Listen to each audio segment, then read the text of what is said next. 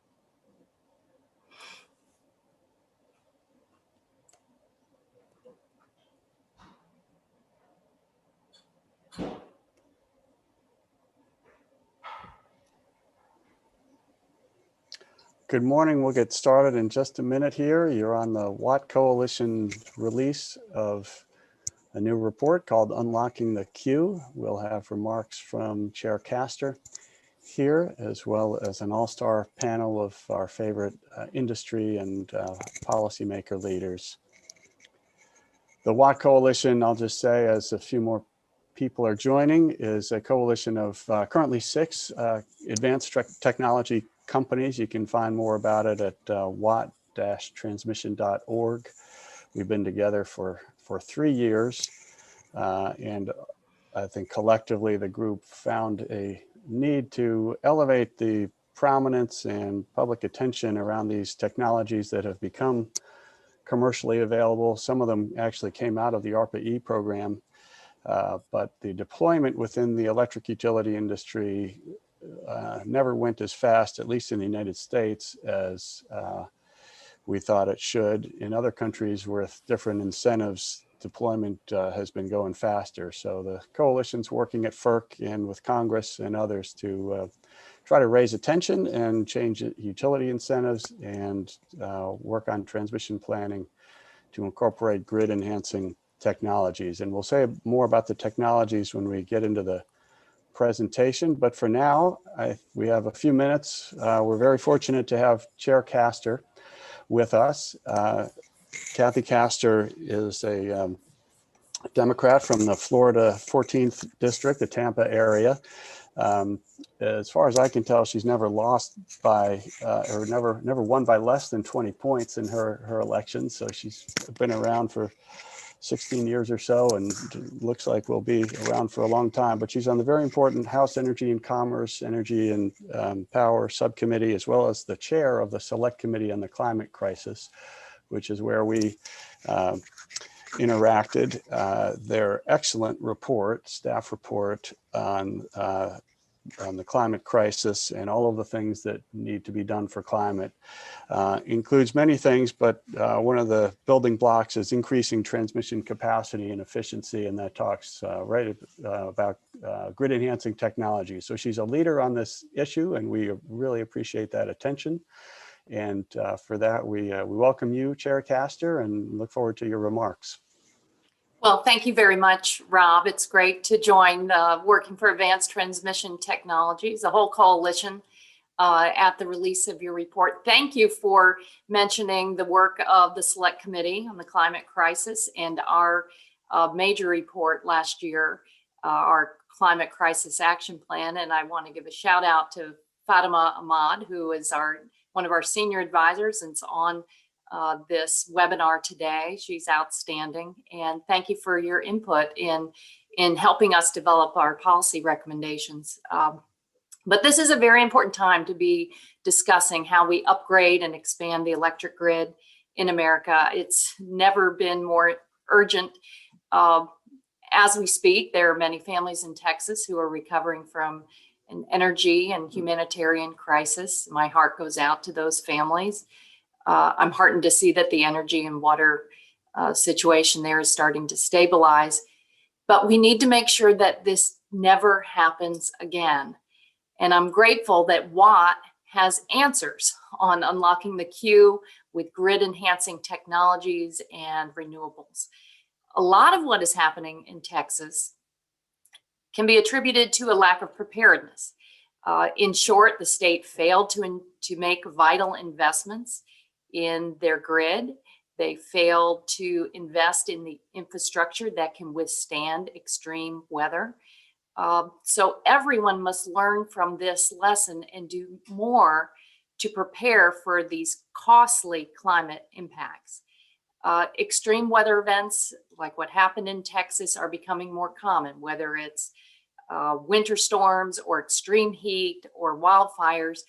These climate impacts are impacting everyone, and it's costing us a lot of money to respond. So that's why it's important for us to invest in the resilience of our energy system. But we should be clear, the crisis in Texas demonstrates that we need more clean energy, not less. And as the crisis unfolded, some of my GOP friends tried to blame all kinds of boogeymen to try to skirt responsibility for the lack of preparedness. But we all know that clean energy did not cause the power failure in Texas. In fact, the early data shows that the blackouts were mainly caused by losing generation from natural gas and coal plants, and because of problems at those plants and with the fuel supplies. These plants had not been weatherized or upgraded in ways that could have helped the grid withstand this extreme event. And improvements were recommended years ago, but they did not follow through.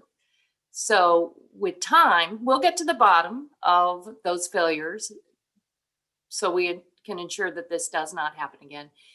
But what we know is we need more clean energy and more investments in resilience. And we cannot wait for another disaster to strike before we take action.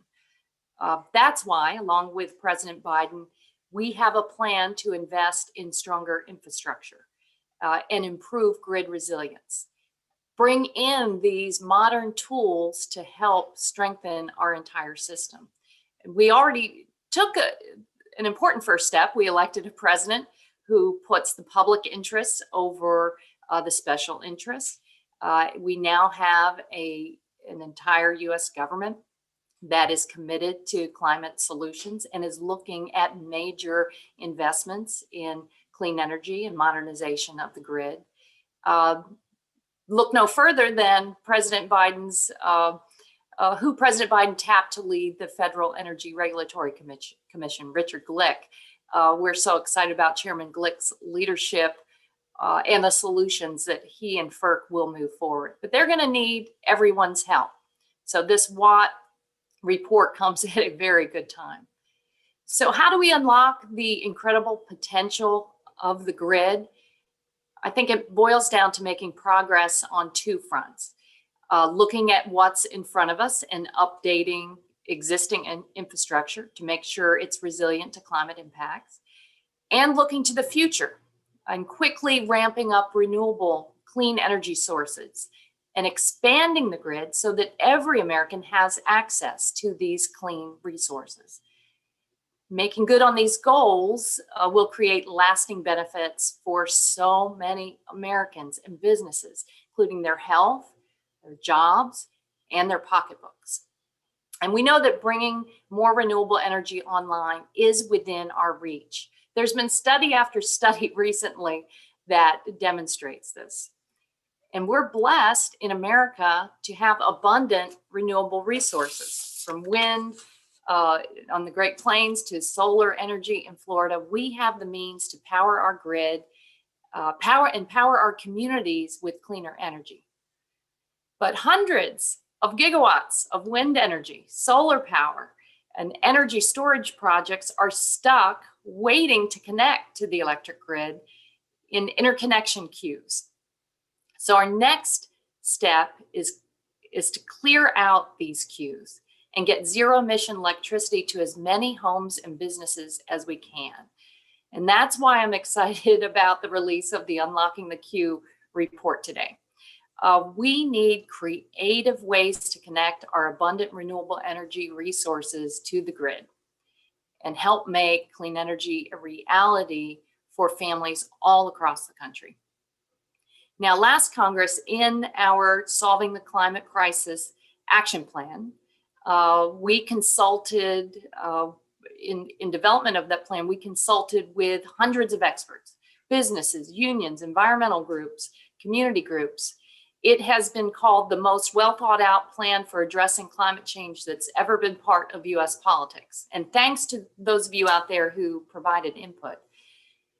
But now the task is clear. We've got to enact those policy recommendations into law. And they need to be bipartisan, and they need to be durable, passed into law, and not done through executive action if we can help it. On interconnection queues, we heard two things. One, our current system places all the cost and burdens of network upgrades on developers, and that isn't working. And two, we also don't seem to be taking advantage of the important grid enhancing technologies that are already available today and could reduce cost and make the grid more efficient. And I can tell you, most members of Congress don't have electrical engineering degrees. I think if you remember a year or two ago when we were examining big tech and Facebook, it became clear that members of Congress don't have a lot of sophistication when it comes to technological issues. That's why we need you all to press policymakers, help educate us, inform us about what is out there, what is existing, and the fact that these grid enhancing technologies can provide short-term relief from grid congestion while we figure out the larger strategy to build new transmission lines. This shouldn't be an issue that gets bogged down in partisan politics. I hope not. We already have the technology today that can more closely monitor transmission lines to improve their performance, control electricity flow to ease congestion, and use software to reconfigure the electric grid to avoid areas of congestion. So we want to keep working on those solutions to bring down the cost, to adopt new technologies, and expand access to clean energy. Our Climate Crisis Action Plan did call on FERC to encourage deployment of advanced transmission technologies and to incentivize the kinds of technologies that we need to improve capacity and efficiency of the bulk electric transmission system. But we also want to make sure that these benefits are helping everyday Americans in tangible ways. That's what's most exciting about this new report. It shows an incredible economic benefit to enhance what enhancing our grid will do for families and businesses across this country. Just in Kansas and Oklahoma, the report identifies cost savings of $175 million per year and an investment that would be paid back within 6 months. And not to mention other benefits like the creation of local jobs, increased tax revenues, reduced greenhouse gas pollution, and doubling new renewable energy capacity within 5 years. It's such a win-win for American families and communities. And this is just in 2 states. Imagine what we could do if we deployed these technologies nationwide. That's the task ahead of us. So I'm really excited about the conversation we're having today. And I look forward to continuing to explore these solutions, enacting them into law, answering the moral obligation we have to our kids and future generations to tackle the climate crisis. So Rob and everyone at Watt, thank you very much for the opportunity to join you today. Thank you so much, Chair Castor. We really appreciate your leadership, and I know your team is working hard to follow through on the excellent report with a number of legislative provisions to really make it all a reality and work with Chairman Glick at FERC. And of course, we're hearing great things from Secretary Designee Granholm, hopefully soon to be Secretary Granholm at DOE. So thank you again, for your participation here. Hang out as long as you like, but I know you've got to get going. Mentioning policymakers in the press release, you may want to take a look at, we have comments from Senator Heinrich, who actually is an electrical engineer and elected representative. So he's done a lot on the Senate side, and Chair Castor's colleague, Congressman Caston, on the House side, also made a comment, and Michael Skelly, the famous large-scale transmission developer and subject of the book Superpower, talks about how large-scale transmission and grid-enhancing technologies are completely complementary with each other. And former FERC Chairman John Wellinghoff added a quote about what FERC can do. I should note, we're making this bipartisan, and as always, we'll have former Commissioner Nora Brownell here, appointed by George W. Bush to FERC, and somebody I worked with closely during those years. And so we're hopeful that these ideas catch on both sides of the aisle and at all the relevant agencies. So now, I think without any further ado, we should talk about the report, which we're very excited. I should have said I'm Rob Gramlich, and one of my roles is I serve as Executive Director of the Watt Coalition, and also have a consulting firm, Grid Strategies. And we brought on Jay Casper recently to Grid Strategies. He's going to talk through the report here. Jay has almost 40 years of electric industry engineering, transmission planning, and various other roles across the utility sector. And he spent a number of years at the Southwest Power Pool. So when Chair Castor talks about these high penetrations of wind, he saw that up close and personal, and still works with his former colleagues at SPP and other RTOs on how to reliably integrate large amounts of renewable energy. So with that, I think, Jay, we'll turn it to you to talk through the report. And then after that, we'll have Jenny, Irwin, and the panelists talk a little more about it. Sounds great. Can everybody hear me okay? Just fine, yep. Super. Thanks, Chair Castor, and thanks, Rob, for the introduction. I'm Jay Casper. I'm with Grid Strategies, and it's an honor and a pleasure to share the highlights of this report with you today. This report, and actually the scope of this study, was one of the reasons I actually joined Grid Strategies back last fall. It's exciting to work with people that understand technology and how it can be used to improve the performance of the grid. What I'd like to do, and it's exciting for me to be live on YouTube. I don't think I've ever done that before. And I see there's 175 people here and probably more that are going to watch this later. It's too bad there's so much going on in our industry. I know that SPP has the Generation Interconnection User Forum going on right now. And I imagine there's probably 50 to 100 people at that meeting right now that would like to hear this. And I look forward to their input after they review the recording. So I do want to go into the report, but before I do, on the next slide, I'd like to thank the sponsors. And I guess before I do that, I need to acknowledge Bruce Tushita, who spent a lot of time and blood, sweat, and tears on this project, along with his staff, Stephanie Ross and Adam Bigelow at the Watt at Brattle. We spent a lot of time over the Thanksgiving and Christmas break working on these models and the analysis so that we could get this report out here in early 2021. But I got to thank the sponsors. These are some great companies, and if you don't know them, you need to look up their websites and see what they're doing. They're all doing great things in this space of improving the grid and getting more renewables onto the grid in a cost-effective manner. Grid Lab was the primary sponsor of this study, and we're really fortunate to have EDF Renewables North America that helped out, as well as NextEra Energy Resources and Duke Energy Renewables.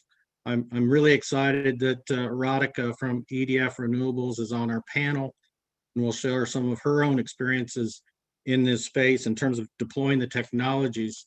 So I've got about 20 minutes and I want to go through basically a handful, about 10 or 12 of the slides that are out there publicly available today.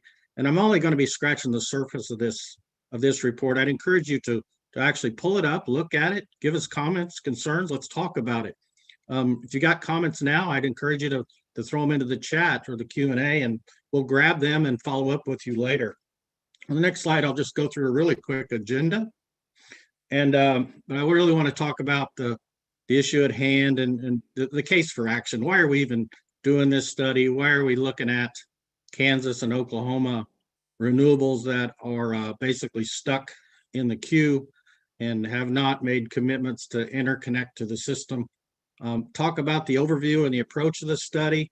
We actually shared the study scope and approach with the Economic Studies Working Group at Southwest Power Pool back on February 4th. Bruce Tashida helped a lot with going through the details of the methodology and what we did to the modeling.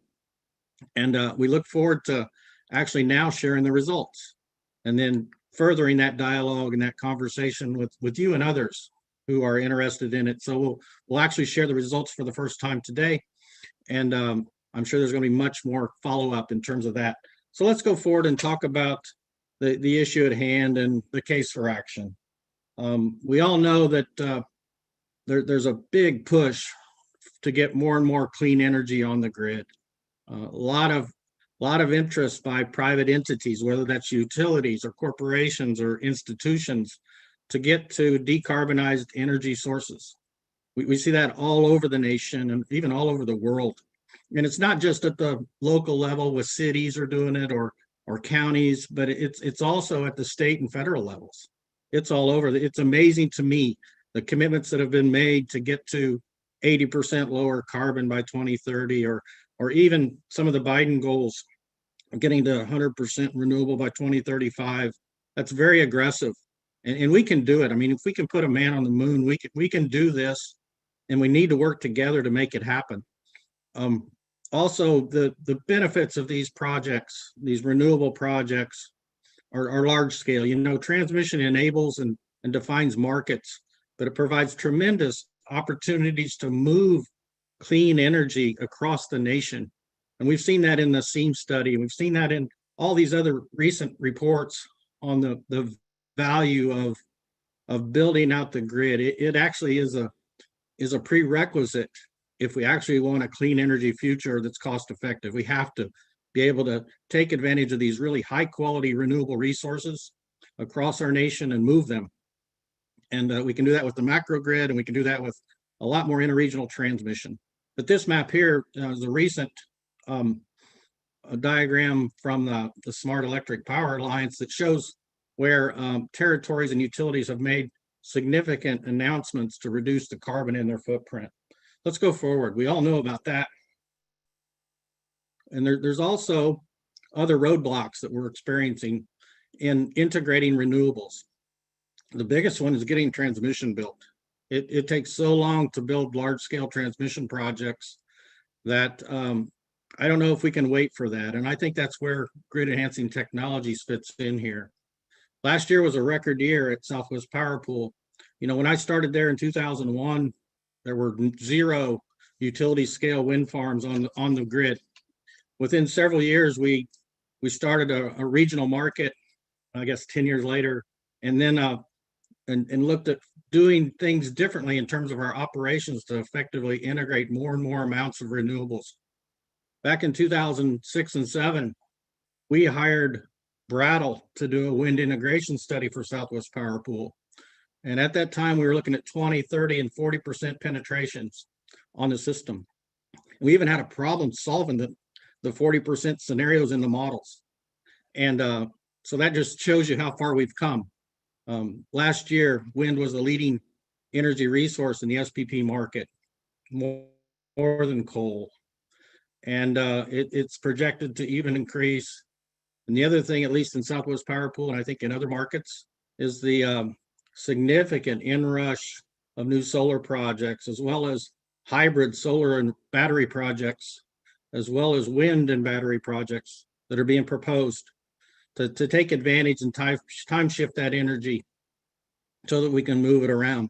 But transmission is the constraint. And if you look at the GIQs, you'll see 750,000 megawatts of renewables that are under study or stuck in the queues.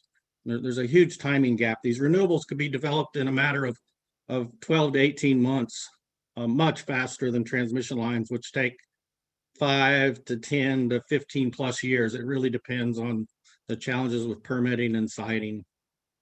We all know that utility scale renewables are very cost efficient right now. They're very competitive with gas resources, and obviously cheaper than coal. So we're going to see more and more renewables try to get on the system. And the way that we think we can do this quickly and cost effectively is through grid enhancing technologies. We can use this to take full advantage of the existing infrastructure. We're going to talk a little bit about that in upcoming slides. Let's move on to the next slide if we can. So the goal of this study was to basically identify how many additional renewables that are stuck in the queue could we add to the power system in a reliable manner using grid enhancing technologies. Grid enhancing technologies really improve transmission operations and the market efficiencies in the near term, but they can also help the planning processes. One thing that I'm really excited about in terms of like dynamic line ratings is the sensors that are used to monitor the actual performance of the conductor and the towers and the clearances and all of that. The data that you can get through these sensors is really valuable. And it not only helps today's decisions or the real-time value of the rating of the line, but also what could be available tomorrow in terms of transmission capacity forecasting. The algorithms are really good right now, and they improve every day in terms of dynamic line ratings. In addition, you can also get algorithms and data from the dynamic line rating sensors to understand the condition of the assets, to help with better maintenance and long-term capacity planning purposes, to get the right transmission expansion projects in your portfolio. So DLR is a hot topic. It's at the FERC right now with the NOPR on managing line ratings, and it'll be very interesting to see how that comes out. But dynamic line ratings are basically just using available information to know exactly how much capacity is available in that transmission line before you overheat it and before it sags too much. Other grid enhancing technologies include advanced power flow controllers. The industry has used FACT devices and phase shifting transformers and phase angle regulators over decades to help shift the power flows across interfaces and critical lines. It wasn't that long ago that SPP added a rather large phase shifting transformer out in western Oklahoma at Woodward to actually manage the congestion that was forecasted in that area due to wind farms being added to the system. But the second wind speed 345 kV line to Oklahoma City was being delayed a little bit. So they added a transformer that would actually shift the impedance of the power system and force the flows off of the underlying 138 kV system to get them back up onto the 345 kV system where there's much more capacity. Advanced power flow controllers are very similar. They change the effective impedance of the transmission system in a way that you can add impedance, which would become an increased barrier to flows and actually lower the flows on critical elements. Or you could actually lower the impedance of a transmission line that would actually pull power from other lines across underutilized facilities. The last type of grid enhancing technology that we look at in this study is topology optimization. And this is a software solution that's been developed through ARRA. And we've actually done case studies at Southwest Power Pool several years ago that have been published, where we actually looked at how could you reconfigure the existing transmission system to get flows off of congested lines and overloaded lines and onto other parts of the system just through switching operations, and still maintain reliability criteria and other constraints you want to impose on the system in terms of we're only going to allow 30 megawatts of load to be radialized under these conditions. Topology optimization has been used by operators for years. They haven't done it in a systematic and automatic way to help inform decisions. They kind of do it as a one-off. But I think you're going to see more and more of interest in reconfiguring the existing system to allow us to take advantage of latent capacity on the rest of the grid without jeopardizing security or reliability in any way. Let's go forward to the next slide. I'll talk a little bit about the overview of the study. So the goal of this study was to analyze how much additional renewables that are in the queue could we add using grid enhancing technologies. We decided to focus on a region or sub-region within Southwest Power Pool of Kansas and Oklahoma, and we decided to look at conditions under 2025 projections and models. The map on the right there is a little old. It's from the late 90s when SPP was just setting up its regional tariff. But it actually shows a lot of balancing authorities that don't exist today. Things have been consolidated, but I do remember after SPP did install the regional tariff back in the late 90s, we actually saw significant changes in flows on the system, and this is way before renewables. And as a result, there were constraints on the system between the Lacine power plant in Southeast Kansas and the Kansas City metropolitan area. There were constraints. And actually, KCPL at the time, which was a co-owner of that plant and with Westar and others, they decided to install dynamic line ratings on that line because the flows were much higher as we operated a regional transmission tariff compared to what happened when we had individual balancing authorities doing their own scheduling for service to their own loads. So it's exciting to me that here we are about 20 years later, where we're talking about using new types of dynamic line ratings to actually facilitate more and more transactions that are needed. Within the existing SPP queue, and that the queue at SPP is probably 100 gigawatts of renewables yet to be studied, and there's about 9.4 gigawatts of renewable resources which actually have a signed interconnection agreement within the states of Kansas and Oklahoma. So this study is actually going to look at those resources which have gone through the study process and see how many of those could we effectively integrate into the system without violating reliability criteria. Fortunately, a lot of the constraints in these models and these simulations are thermal and voltage issues. We don't get into stability issues, which are much more complicated. But one of the reasons we looked at this was also because in the integrated transmission planning reports back in 2019, SPP staff identified significant congestion in Southeast Kansas and Southwest Missouri, as well as Eastern and Central Oklahoma. So that's one of the reasons that we decided to focus on this area. And we're going to look at some metrics too of these combined applications of these grid enhancing technologies, and the order that you deploy these technologies matters. So we're not sharing detailed results of each technology, but we're looking at the aggregate benefits of all these technologies. And it really is important in the order in which you study them, because if you do DLR first versus topology optimization first, obviously you're going to use DLR more than if you did use one of the other grid enhancing technologies. But we're going to look at the renewables that could be added in terms of capacity and energy, as well as the economic benefits to the region, there's a sub-region actually, in terms of production cost savings, investment, jobs, and things like that, as well as the carbon emission reductions. On the next slide, we're going to talk a little bit about the study approach. And this is, this gets really complicated, and there's a lot more details in the report, but I'm just going to give you a high-level overview of this. What we actually did was to look at snapshots of actual SPP operations back in 2019 through 2020.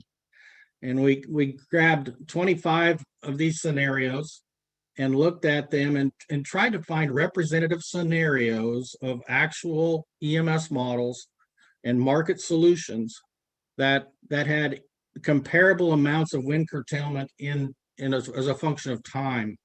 So there's going to be a lot of cases where there's very little wind curtailment and a few cases that have a lot of wind curtailment. But what we were looking for is 24 representative snapshots on the system that we could update to reflect 2025 conditions. What we did is take these snapshots, these actual operating models from 19 and 20, and added all of the approved transmission upgrades, as well as generation projects and retirements and load changes even that were anticipated and expected to happen over the course of the next 5 to 6 years to create 2025 models. When we created these scenarios too, and these snapshots, we wanted to have a balance. We wanted ideally to have 6 snapshots for each season. We'd have 6 in the spring and the fall and the winter and the summer. We couldn't do that, but we were close. We actually ended up with, I think, 4 in the winter and 8 in the fall, and but 6 in the summer and the spring. And we wanted it to be balanced out over time too.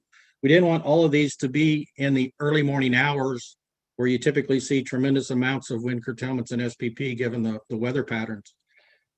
So we had a mix of, early morning cases or midday cases or late afternoon or late evening cases, so we could get a representative sample of what we could expect in 2025 to happen based on approved plans. For those new updated models, we created a baseline, which is basically how much of the existing 9.4 gigawatts of signed IAs could be integrated into the system under those snapshots and not violate voltage and thermal criteria. So we ran a lot of security constrained power flows to create those base models. And then above and beyond that, we started deploying sequentially each of the grid enhancing technologies. First, we deployed dynamic line ratings. Second, we looked at topology optimization on top of that, and then advanced power flow controllers on top of that. And we actually reiterated back to find if there were any more headroom and additional resources we could get onto the system without violating reliability standards as one last pass for each of those 24 power flow cases. So we ran lots and lots and lots of security constrained optimal power flows. And then at the end of the day, we wanted to assess the benefits and the cost of deploying the technologies, as well as the local impact to jobs and other benefits in terms of environmental and taxes and things like that. So that's our study approach. Let's go on to the next slide. Thank you. So again, we're trying to quantify the benefits of these 3 grid enhancing technologies combined for this study area within Southwest Power Pool. Again, Kansas and Oklahoma. Almost all the resources in these models, the new potential resources are wind, very small fraction of that is solar. But for each of these scenarios, we did a lot of analysis, and again, a lot of security constrained optimal power flows were done at Brattle to determine how many of these renewable projects were viable. And a big part of that is not just finding where the transmission congestion was that grid enhancing technologies could solve, but we had to also deal with a lot of minimum generation constraints for the other resources in the models. And we were pretty conservative in terms of redispatch too. We didn't touch the nuclear units, and we didn't touch imports and exports within SPP. So all of that was fixed. And we were looking at what could we do with the other resources that were dispatched in each of those 24 scenarios. And then how many renewables could we bring onto the system? And one other key thing about this study is this 5% curtailment threshold for viability assessment. So if there were wind farms or solar projects that would see significant curtailments as a result of being injected into the system, we actually eliminated them from the mix. So this analysis actually looked at marginal improvements to wind injections and solar project injections up to a 5% curtailment threshold. So if a project had more than 5% congestion on it and curtailment, it wasn't considered viable. So that eliminates a lot of the projects. And the reason for that is we need major transmission investments and upgrades to deal with projects that have that significant amount of overloads on the system. With that, I'd like to go forward to the next slide and start to get into some of the results. I think this is the exciting part. And I hope you have questions and start throwing things into the Q&A in the chat. So as I mentioned before, if you look at the top right, you can see how many potential renewable projects are in the queue that have signed IAs. And as you can see, there's 3.4 gigawatts of wind and 120 megawatts of solar in Kansas for about 3.5 gigawatts of potential projects. And we have a little bit more than that in Oklahoma. We got almost 5.8 gigawatts of wind projects with signed IAs in Oklahoma, and about a comparable amount of solar for a nice round 5.9 gigawatts of potential projects in Oklahoma that were added to these models. As you can see, the total got up to 9.4 gigawatts of potential renewables across both states. The majority of that are wind projects with signed IAs. So we developed the base cases I mentioned, and then we started looking at the potential benefits of the grid enhancing technologies. As you can see in the base case of that 9.4 gigawatts of potential projects, we could effectively integrate 2.58 gigawatts of projects. The majority of those were new wind projects in Kansas and some wind and a little bit of solar in Oklahoma. You see 1.7 gigawatts of new wind in Kansas and about 0.9 gigawatts of wind and solar projects in Oklahoma. Now that's in the base case with 2025 conditions forecasted in terms of load and resources and new transmission projects. And it's not just transmission projects that SPP customers are paying for. It's actually all projects. A good example of that is the Jaybird or Jayhawk Wind sponsored upgrade project in Kansas. Here's a wind farm that's got a constraint and is offered to pay for a project that's been approved and is actually in the plans for SPP, but it's not being paid for by SPP customers. It's being paid for by that wind developer to help their outlet. So projects like that are there, along with a billion or two other projects that have been approved under the SPP regional planning, as well as generation interconnection and transmission service processes. And one thing to notice is the middle case, that with the grid enhancing technologies in aggregate here, we see that we can integrate basically twice as much of the renewables that are in the queue today in SPP using dynamic line ratings, topology control, as well as topology optimization. And you can see that the grid enhancing technologies don't have a significant effect on the additional amount of renewables in Kansas. They're only increasing by about 200 megawatts. But if you look in Oklahoma, these technologies have tremendous amount of benefits where we can add 2.4 gigawatts of additional wind in Oklahoma and 40 megawatts of additional solar to add about 2.5 gigawatts of additional renewables in Oklahoma with the technology. And if you add up the Kansas impacts, you're getting up to 2.7 gigawatts of additional resources that can be added to the models and keep the system reliable and still within criteria by using dynamic line ratings, topology control, and advanced power flow controllers. So that's the high level results, 2x. That's a big number. But what does that mean? And let's talk about that more in the next slide. As we mentioned, the grid enhancing technologies allow us to integrate twice as many new renewables onto the system. So we're getting 2.67 gigawatts of new renewables added to the system, which add up to about 8.8 terawatt hours of new renewable energy over the course of a year. And here are some assumptions about the amount of new energy you'd get out of each of these resources by type. The 2.6 gigawatts of new wind would produce 8.7 terawatt hours of energy over the course of a year. And the wind, you see similar amounts or calculations for the amount of solar energy that we could enable as a result of new grid enhancing technologies. So the grid enhancing technologies not only help new resources get on the system, they actually help reduce the curtailments of existing wind on SPP2. It's an integrated system, so it shouldn't be a surprise to anybody that the existing wind farms also benefit from these technologies, which are being used primarily to enable new wind and solar resources to get on the SPP system in Oklahoma and Kansas. We've estimated that the cost of installing these resources is about $90 million one time, with annual O&M costs about 10% or $10 million per year.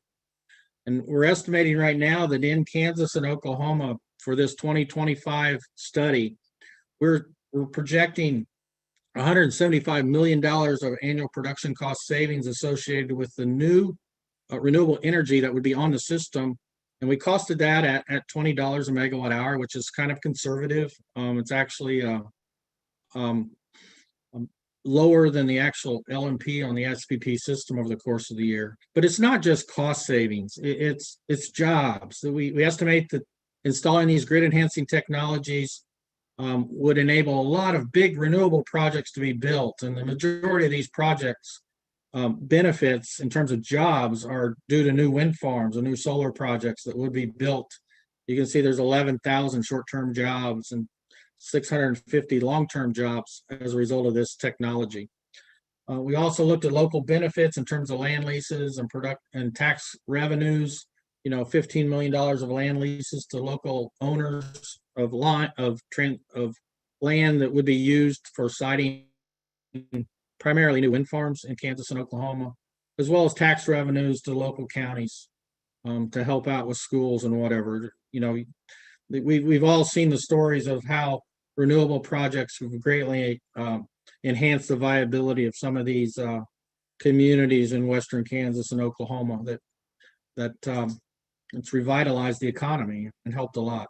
And also reduce carbon emissions. If we could get more renewables on our system, we project that we'd have a reduction of about 3 million tons of CO2 just in the SPP region for this case study in 2025. Let's go on to the third slide of the results. And a lot of this is repetitive. Again, grid enhancing technologies allow us to integrate twice as many new renewables compared to what we could without them. The estimated savings are $175 million. Again, $90 million of cost, half a year payback, so it's significant.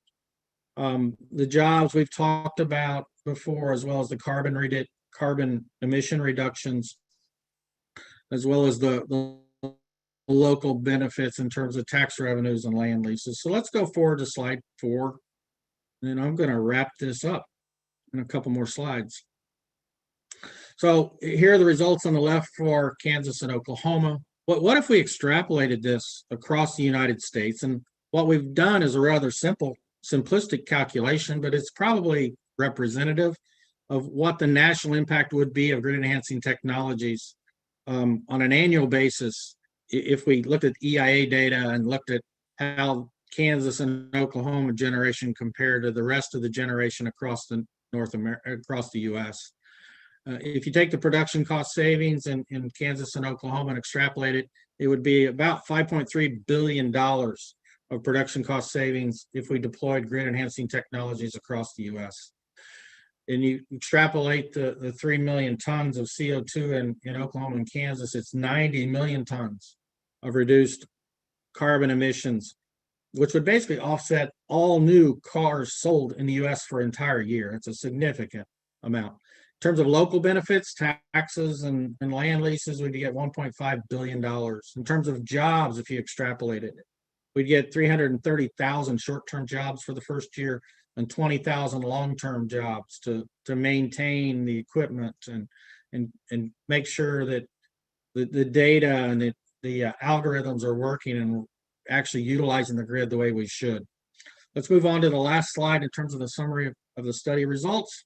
Then I'm going to hand this over to the panel. So one of the detailed questions people are going to have, and the details are in the report, is how many of these technologies are you deploying and at what voltages and where are they at? Are they in substations or on lines?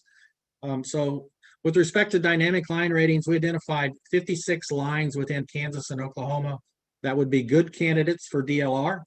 As you can see, it's spread across the voltage classes in SPP.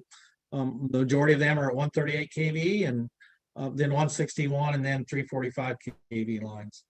In addition, we looked at advanced power flow controllers and we identified 8 optimal locations for those. Keep in mind that we looked at advanced power flow controllers as the third option in this optimization effort. Had we looked at advanced power flow controllers as the first option, we'd obviously have a lot more of those. But we've identified 8 applications of advanced power flow controllers to adjust the impedance of lines to push and pull more power across existing assets. In terms of topology optimizations and reconfigurations, we identified 204 unique topology optimization reconfigurations over these 24 models that were extrapolated. You can see the majority of the switching operations, again, are at the 138 kV level, with the next tier at the 161, followed by the 69 kV. So we were looking at optimization solutions all the way down to 69 kV, and that's important to know that when we did the SCOPF, the security constrained power flow, we wanted to make sure we maintained reliability standards on the 69 kV and up within SPP, as well as 100 kV and up in adjacent systems. So that's a summary of the results and the technologies that were deployed in this case study. I think the last slide I have is simply an outline of the table of contents and the report. It's about a 60-page report that I'd encourage you to go in and look at, ask questions. Please give us feedback. I really look forward to talking to you, and I'm excited about the panel. Jenny's got a great group of folks to talk about. So what does this mean? But there's my contact information, and with that, I'll turn it over to Jenny. Thanks, everybody. Thanks, Jay. And thank you to Chair Castor and Rob for setting the scene. My name is Jenny Irwin, and I'm the chair of the WATT Coalition. On that coalition, I represent SmartWires, which is a global power technology company. And we have a fantastic panel of speakers today who are ready to share their insights and perspectives on grid enhancing technologies. After their opening comments, we'll have a Q&A discussion, so be sure to submit your questions in the chat feature. So I'd like to introduce the panelists. First, we'll hear from Radhika Donaldson. Radhika is the Senior Director of Transmission Strategy at EDF Renewables North America. In this role, Radhika leads the group responsible for forecasting and mitigating transmission congestion and curtailment risk for EDF Renewables assets. And Radhika has been with the EDF group for the past 13 years. Then we'll hear from Nora Brownell. Nora is the co-founder of SB Energy Solutions. And as Rob mentioned earlier, Nora previously served on FERC for a 5-year term after being nominated by President George W. Bush. Before her time at FERC, Nora served on the Pennsylvania Public Utilities Commission. And Nora has also served as NARUC president and on the boards of several large utilities across the US. Then we'll hear from Dr. Al Tamimi. Dr. Tamimi is Sunflower Electric's Vice President of Transmission Planning, Policy, and Compliance, and has been at Sunflower Electric since 2001. He currently serves on the NRECA Transmission and Substation Assets Group and several SPP working groups. In 2014, he was elevated to the grade of senior member within IEEE. And finally, Rudy Winter. Rudy is President and COO of Wholesale Networks and US Capital Delivery at National Grid. And in this role, Rudy is leading the transformation of the company's transmission network into an intelligent, resilient system that will meet their customers' long-term needs and help enable the clean energy future. And in April, Rudy will become the president of National Grid's New York business. So without further ado, Radhika, the floor is yours. Thank you, Jenny, and hi, everyone. It's really a pleasure and an honor to be on this panel. EDF Renewable is not only a large developer of clean energy facilities, but we also want to see and be a partner to stakeholders in the power sector and to the communities where we develop our projects. So EDF Renewables has become a very strong advocate for grid enhanced technologies. And I would say we see benefits of those technologies, both in regards to optimizing the existing grid, but also when we look at the future grid, some of those technologies could be coupled with traditional upgrades to improve and add additional benefits to the system. And why we are also seeing those technologies as potentially temporary solutions to address congestion pending more permanent upgrades. Jay mentioned a transmission build, a transmission line can take many years to get built. So to give more background on why EDF Renewables has become such a strong proponent of those technologies, I'll mention a few items. First, it has been mentioned earlier by that interconnection queue processes are chronically delayed and even dysfunctional in many RTOs. So I won't talk a lot on this, but that's a key reason why we are supporting of anything that can unlock renewables, and grid enhanced technologies are definitely part of the solution. Second, as mentioned earlier, a new transmission line can take a lot of years from the identification of the need to being permitted and put in place. And oftentimes, from our experience across RTOs in the US, sometimes by the time a new upgrade is in place, the congestion real time, it's already severe. So again, those grid enhanced technologies can become either a bridge solution to address congestion until a permanent fix is there, or can be coupled for more effective solutions and longer term solutions. And lastly, I would say that our interest is also driven by the fact that a renewable project doesn't remains under a lot of congestion and transmission risk even after the project is online. So the risk doesn't end after we go through those interconnection queue processes and it has been determined that it can be reliably integrated to the grid. With all our operational experience, we see that there are a lot of constraints and the grid is very dynamic and it's very constrained. You have grid outages all the time, and those grid outages can exacerbate existing constraints, non-constraints, or they can lead to new constraints. And traditionally, we have done, like PROMA studies. For those of you who are in industry, you know what PROMA is, one of those sophisticated models that mimic the wholesale market. So we try to the best of our ability to forecast the congestion risk, both medium term and longer term.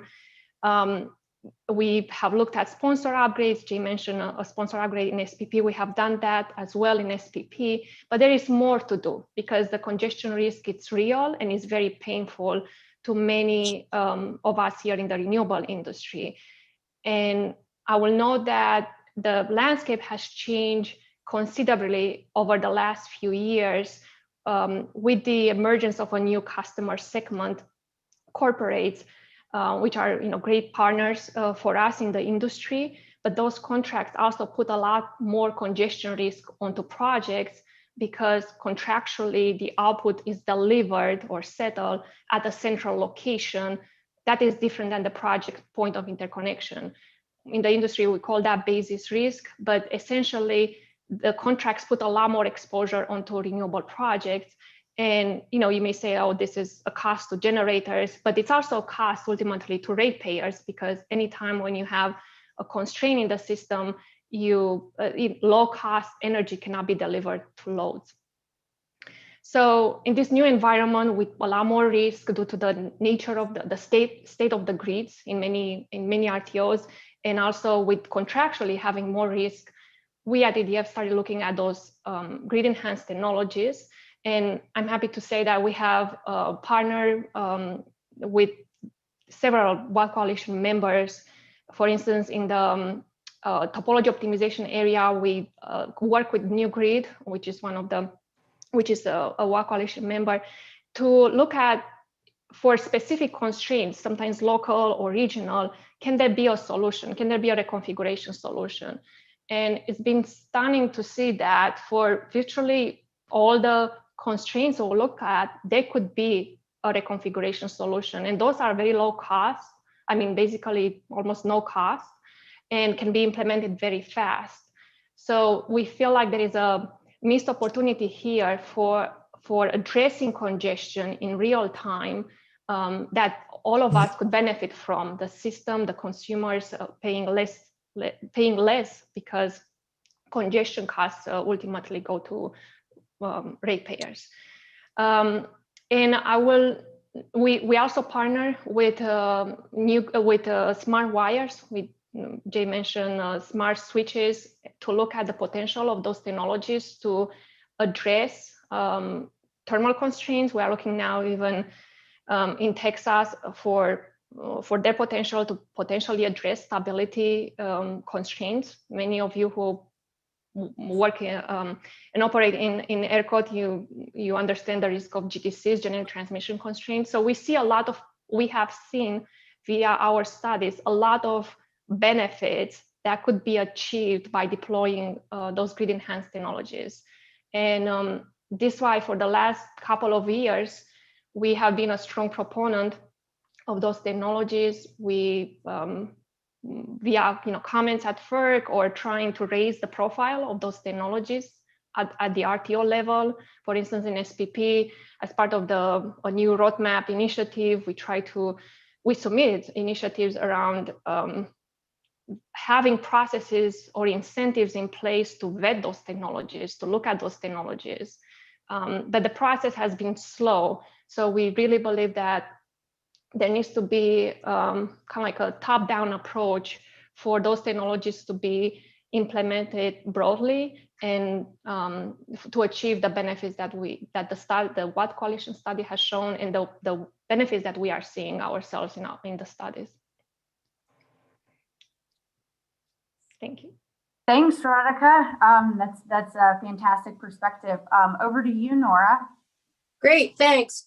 I want to emphasize a point that Radhika made, because I think we've referenced it in the studies in a number of ways. Jay referenced it, but the economic cost of congestion, of dysfunctional and delayed interconnection queues, of the lack of transparency in data is enormous. Joe Edo did a great study on hidden congestion cost and their cost to customers and to the economy generally. And I want to emphasize that while these technologies provide a number of solutions, they also have significant impact on reducing costs that ultimately get passed on to ratepayers. And so the investment in these kinds of technologies, which people really need to focus on, is de minimis compared to the benefits that it brings. But I want to talk a little bit about how we can get this jump started, because some of these technologies have been around for a long time. This is a great study to really demonstrate with living examples why we can't avoid and shouldn't avoid upgrading our networks with these opportunities. FERC can do a number of things. And by the way, I'm thrilled that Congress is looking at it, because it's like we're all together marching in the same direction for the first time in a long time. But FERC has a lot of authority. They can enact incentives, and people say, well, why should we incent utilities to do what they should be doing anyway? The fact of the matter is the business model is based on large capital projects bringing a return. So low capital isn't encouraged, even if it brings these advantages. So I think FERC should immediately reopen the issue of incentives, as they've said that they're going to look. They also have a planning docket that they've talked about.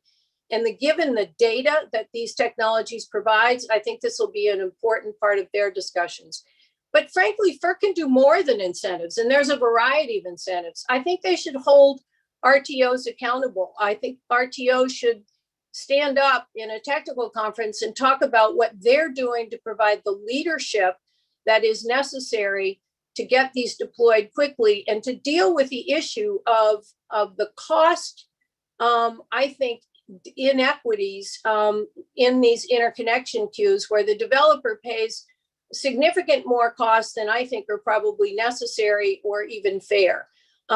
I think the leadership of the RTOs, both including the boards and FERC has said they're going to look at governance issue, should be evaluated by how much they're doing to provide the leadership and the transparency that we need to get the deployment and to get people to understand. I think FERC can hold a number of technical conferences to educate people on the opportunities that obviously this study identifies, to help people understand why we need to do this, why we need to do it now, and what the benefits are. Because I don't think the world, and certainly a lot of state commissions, have the wherewithal to really get the understanding of the enormous impact very small capital investments can make. And I think there's a whole bunch of different kinds of things they can do instead of the traditional. They're just opening an office of public participation. I think they ought to ask customers what they want to see from their grid and how they can contribute to leading the effort, both with public policymakers on a local level. Were I a local mayor or a governor listening to what's happening in Kansas, for example, I would be pounding the drums for these. But I think FERC is in a unique position, particularly because they clearly have the support of Congress and a lot of stakeholders who are committed to a carbon-free economy and more renewables, but also who want affordability, which is first and foremost on everybody's mind.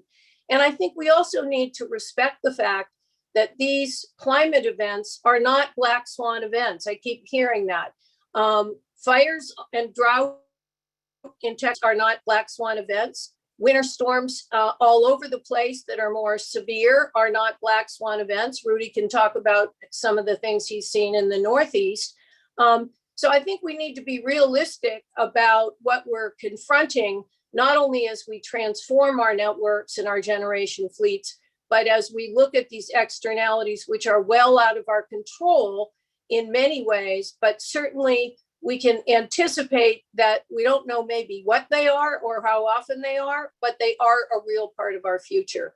These are really simple solutions. Now, those who invented them would say they're not quite as simple as I'm making them, but they're simple and easy and quick to deploy. And I think that's the important message. So I hope FERC jumps on this. I hope we all do, because I think the Chair Castor really invited us to comment to our members, and I think we should all be active in that. So thanks for this study, which really unearths just some nuggets that even I, who love these kinds of technologies, didn't know about. And I've seen them deployed. I've seen them deployed in California during fire season, and they were enormously beneficial. So I'm excited and can't say enough about how important it is to do everything we can to encourage their deployment. Thanks so much, Nora. We've been talking so much about the grid. It's really important to bring in some perspectives of grid asset owners. So Al, the floor is yours. I'm right here.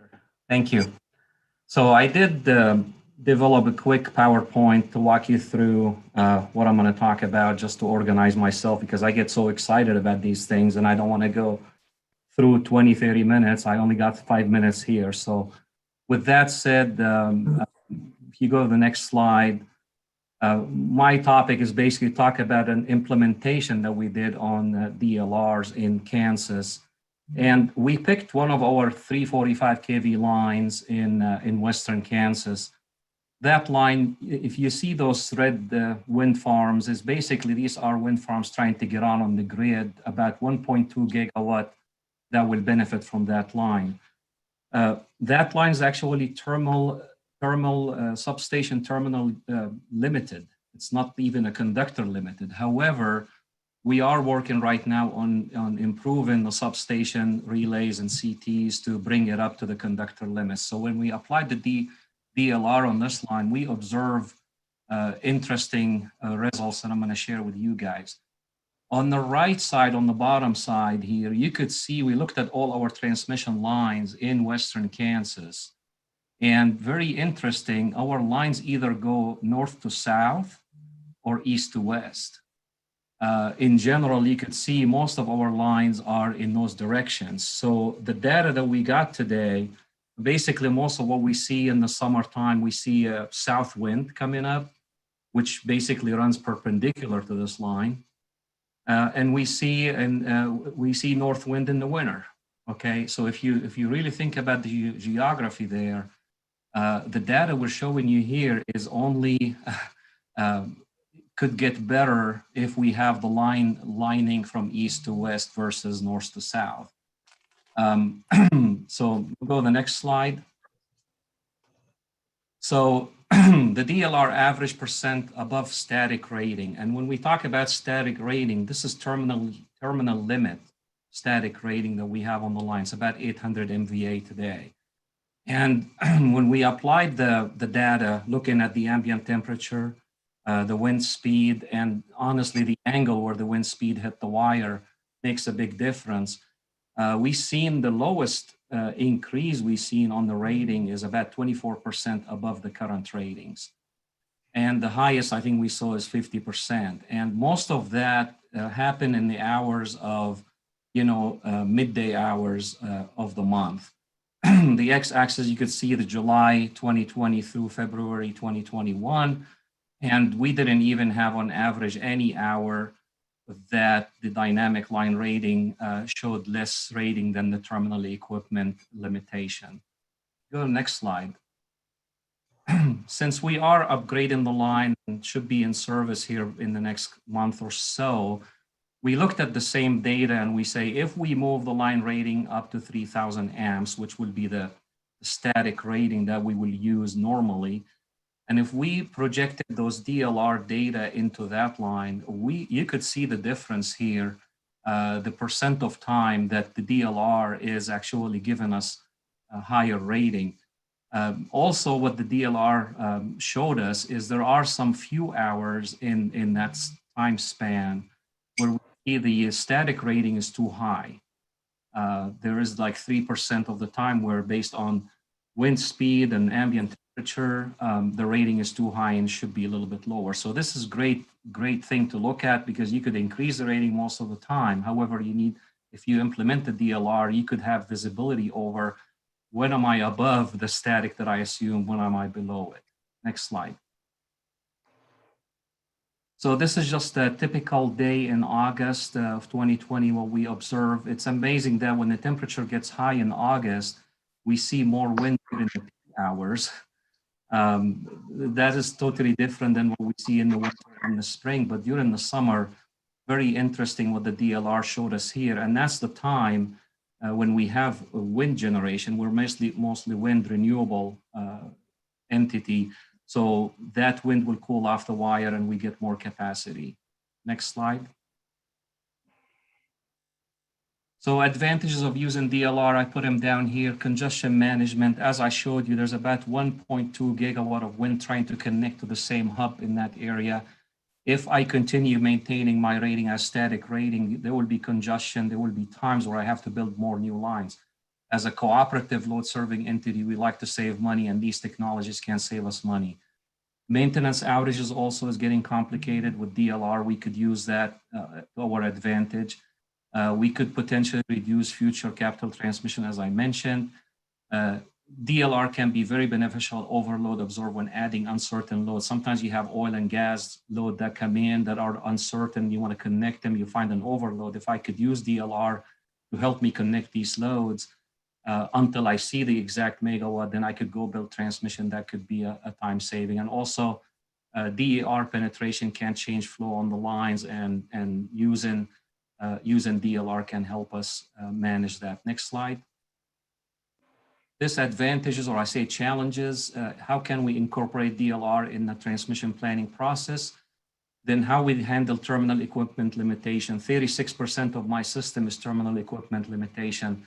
There's also SIP compliance issues, and also the cost allocation challenge. Who pays for those technologies and who benefits from them? So that's all what I have for today. Appreciate it. Thank you. Thank you, Al. And just a reminder for all the participants, please feel free to continue throwing questions into the chat. We should have some time after Rudy's presentation to get to those. Rudy.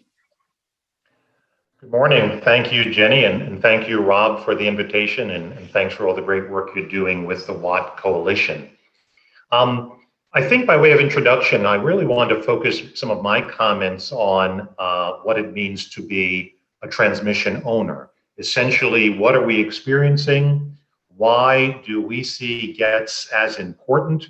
And then probably more important, what are we doing and what do I think we need to do going forward?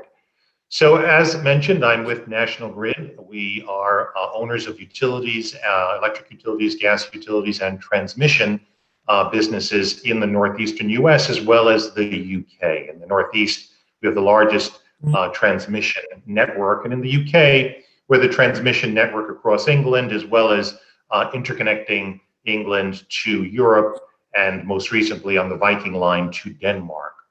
But if I focus my attention on what we're experiencing and seeing in the northeastern US, a few things come to mind. One is high proliferation of distributed generation, even at the local distribution level. We've interconnected just around 1.3 gigawatts of smaller scale DG. We're planned to interconnect probably another gigawatt of small scale DG on our networks going into the future as well. Second, there is a big need to debottleneck some existing renewables that we have, particularly in upstate New York and other parts of the Northeast. Third is the outlook for offshore wind. I think we all know that the US offshore wind market is growing. By the mid-2030s, the US is poised to become probably the fourth largest offshore wind market in the world.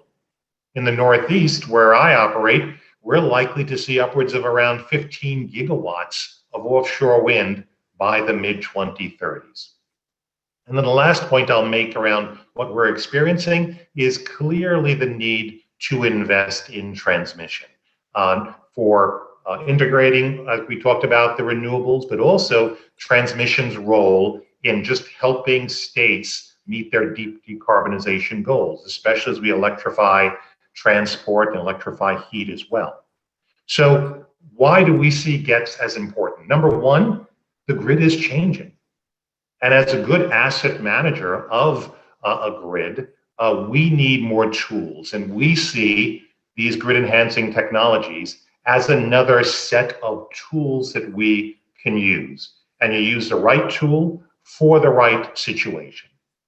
As I mentioned, we also have distribution businesses. So we're interacting with those end use consumers. When you do that, we have to show that we are good stewards and good asset owners. One really good way of doing that is to show that we're doing everything we can to sweat the existing assets, right? How do we optimize the existing assets as much as we can before we have to build new assets? So absolutely, grid enhancing technologies can be economic and drive affordability by reducing congestion, but we also see it as a tool to just be more efficient and in how we deploy our capital. So we just see it as something we're going to use and we started using, continue using to help drive affordability to our end use customers. And finally, the other benefit we see and people spoke about before is speed. It is something that can help us integrate renewables at a faster pace. So what are we doing? As I mentioned, we see this as just one tool. So obviously we're looking and we have deployed some dynamic line rating devices on our distribution network, on our transmission network. We've looking at topology optimization software and evaluating a new grid. We've deployed some of the other advanced power flow devices on our networks here in the US and the UK as well. But we just see them as part of a broader initiative around making our transmission network that much smarter. So our big focus is on deploying technology to help us get data and intelligence so we make better decisions. It also is around focusing on things like we're talking about today, whether it's power flow control devices or battery energy storage to help us integrate renewables, et cetera. And then third, our big area of focus is also on monitoring these assets and utilizing either online network monitoring or robotics to help us monitor the asset health. But having said that, and as I said, we've deployed a lot, more needs to be done. So I look forward to the conversation today, but I would just leave us with 5 key things that I think need to be done and looked at and executed going into the future. Number 1, as I mentioned, we see GETS as a tool, but just one of a large tool set we want to deploy as an asset manager. So we do believe, and I believe, that GETS needs to be part of a real national energy innovation mission, right? Number 2, we need much more wide-scale deployment of these technologies. So we as owner and operators of transmission can learn about them, and at the same time, we can educate our RTOs and ISOs about them and their use in real-life situations. As I mentioned, we've deployed some of these devices, particularly in areas where I had high degrees of DG proliferation, and it has reduced constraints on the network. Third, I would just make the point that this does not mitigate the need to still upgrade and install new infrastructure to create some headroom that we're going to need on these networks in order to enable that clean energy future. The fourth point I would make is, in our experience, it works well when you have a much more holistic view of system planning, weaving in, where do policy goals need to take us, as well as reliability. And then the final point I think Nora mentioned earlier was making sure we have a supportive regulatory model behind it as well. Thank you very much. Thanks so much, Rudy. I'd like to go ahead and invite the rest of our panelists to come back. And got a lot of really good questions. We'll see how many we can get to in the remaining 10 minutes. Rudy, I think picking up on a point you were just making, on a scale of 1 to 10, 1 being trivial and 10 being impossible, how would you rate the regulatory and operational barriers facing widespread deployment of GETS? And maybe Rudy, you can kick things off, and then maybe we can hear from Nora after that. Yeah, so I mean, I'll start off by saying we have the benefit of having a business in the US and a business in the UK, and we've seen our business in the UK probably much more active around this, and it's largely because of a very supportive regulatory environment that encourages use of innovation and deployment of new technologies. Our big driver here in the US was, quite frankly, around making sure our networks were always an enabler and not an inhibitor of public policy, right? So there is probably more that can be done on a regulatory model, but I wouldn't say that is a major inhibitor because we're deploying it now. But let's be clear, when I said I've deployed it, we've had these on our networks for almost a year now. There's so much more that needs to be done. So I don't know if I'd rate it on either end of the spectrum, but I do think it is absolutely doable to get a supportive regulatory environment in place. So I would just add to that, having served on Rudy's board, I've seen the differences in the regulatory model, and I think the UK does much more effectively reward innovation. In fact, they drive innovation. And from everything that I've heard from the new FERC, I think that's exactly where they're going. I think they understand that is their role. And because they're looking at this, again, as Rudy said, from a holistic perspective, they're looking at planning, they're looking at governance, they're looking at climate change. I think they'll quickly realize, if they haven't already, that GETS actually answers a lot of the questions they're trying to get to. Particularly, I think, with regard to planning, you can't underestimate the importance of the data, and I've said that before, and being able to verify data by independent sources, which some of these sensors and technologies can do. So I'm confident that our regulators have the tools if they want to use them, and I'm quite sure that both Congress and FERC are on the right path to get us where we need to go. I think the challenge is having stakeholders, to include state commissions, really understand fully the benefits that these technologies can bring. Thanks, Nora. Oh, I would go like ahead, to, Radhika. yeah, I would like to add to that, that based on kind of like all our discussions and the studies we have looked at and done, I think in some parts like New York ISO, the interest is aligned. The state has clean energy goals, significant, ambitious goals. There is an acknowledgement that there needs to be a lot of transmission infrastructure built and optimized.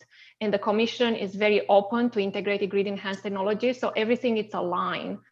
I think in other RTOs, there is this maybe culture shift that needs to happen between, like, you look at transmission constraints that have been identified in the planning process as economic needs versus looking at any constraint and maximizing, like trying to reduce congestion.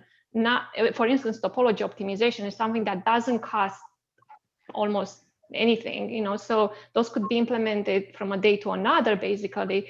So, but I feel like it's this shift that needs to happen, evidently all the time having reliability in mind, but from, like, you have to address identify needs, economic needs, versus looking at maximizing the system in any interval, which can be done without that particular constraint to be defined and cataloged as a identify approved economic need. Thanks, Radhika. And Al, actually, I think picking up on what Radhika just said, we had a question about, how can we increase coordination between, utilities and developers and regulators such that these things can happen in tandem? And are there opportunities for stakeholders to engage with utilities on the planning and use of these technologies? Yeah, I think that's a great question. I just want to start, first of all, physics are physics, and sometimes you just have to take care of those terminal equipment limitations, because all the technologies we're talking about today, if you don't take care of a facility that is 60, 70 years old, that has a limitation on the substation, conductor doesn't mean anything to us. Most of the congestion that we see lasts 1 to 4 hours, and a lot of times is about 4 or 5% extra capacity is what we need. And we curtail and do all the kind of stuff. But I think there should be a roadmap to implement these technologies. The roadmap should start with what are the physical limitations today beside the conductor, and have a roadmap to upgrade the grid and get it up to speed. So this way we're not limited by a CT ratio in a substation, or a relay can't protect a line. You know what I mean? If you do the data and you investigate how often RTOs and the utility can work together to identify what are those limiting elements and how much hours are they binding and how much interruption to the existing market and the future projections of renewables to be connected. It has to start from the bottom and try to start drawing a roadmap to solve these nagging problems that happen year after year after year, and nobody is doing it. We're getting the technology. Technology works for 60, 70% of my transmission system, but the rest of it, I'm still obligated to fix those physics issues. So I think the utility with the RTOs can start looking at this data, start looking at the magnitude of market disruptions or whatever you're going to say, and look about 10 years out. How are we going to get that done to incorporate all of these together to work toward a better future on renewable integration? And at the end of the day, customer bills, we'll pay a lot less money if we enable the renewables to reach the load. Right now in Kansas, I do have 3.5 gigawatt of wind on a system that is 1 gigawatt. So I'm like 350% penetration. Any congestion I have in my footprint, it's going to impact the whole SPP market. So we need to start focusing on those what we call wind-rich zones and facilitate how can we get these renewables to the hubs. And a lot of time you will see a little dinky substation causing tons of congestion under N-1, and you don't know what to do about it. And I don't know why we're spinning our wheels instead of really tackling the problem. Let's do the math, let's identify, prioritize, do a roadmap, and get rid of these minor little CTs or relays or bus bar that need to be switched, to enable to open the grid. So I think the utility and the RTO can work together and try to facilitate that. But everything starts with the data and the facts without being biased toward who pays and whatever. Cost allocation, that's a whole different story.